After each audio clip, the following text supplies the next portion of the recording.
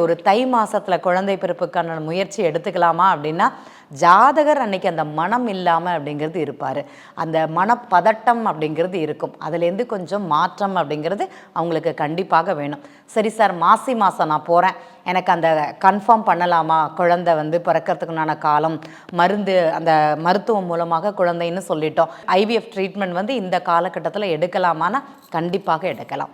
ஏன்னா, சிம்ம ராசிக்கு 7ஆம் இடத்துல அந்த கும்பராசியில சூரிய பகவான் இருக்கும்போது மருத்துவம் பார்க்கும்போது அந்த குழந்தைக்கு வெற்றியாக அமையுமானா கண்டிப்பாக வெற்றியாக அப்படிங்கிறது அங்கே நடக்கும்.